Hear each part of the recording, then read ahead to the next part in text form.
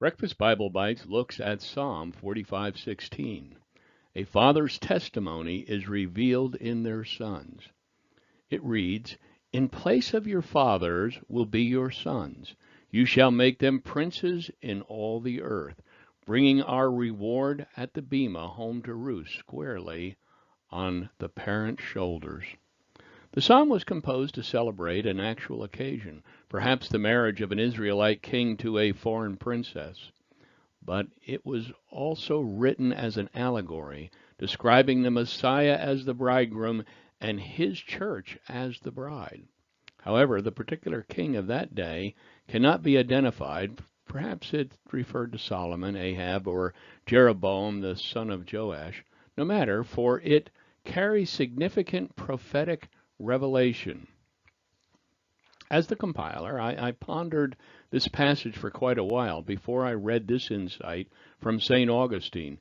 He wrote, in effect, that the passage speaks of true apostolic succession. Apostolic succession is not about the Pope. It is about you and me. The line of grace will never become extinct as long as we pass the reason for our faith along to our children, and they to theirs. The first apostles have all passed on to be with the Lord, but you and I are their spiritual sons and the result of their Christian witness.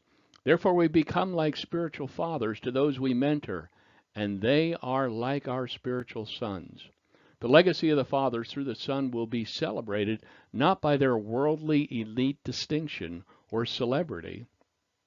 Rather, it will be derived in the saved sons who will be made prince and rulers during the millennial reign of Christ on earth. Although problematic to apply this to Hebrew succession, it is not difficult to apply it to the Messiah and to his spiritual descendants who will ultimately be regarded as deriving true position and honor from him.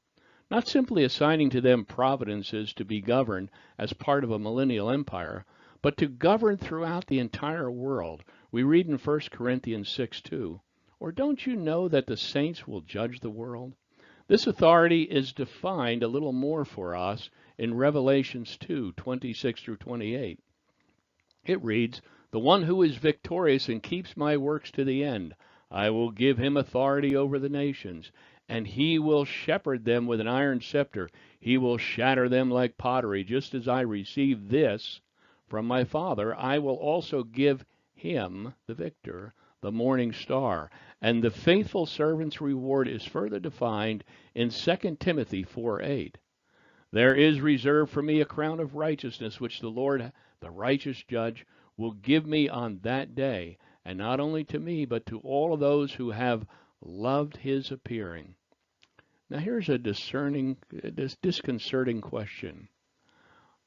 Are our children going to render an honorable testimony before our Lord about our faithful witness? That's something to ponder.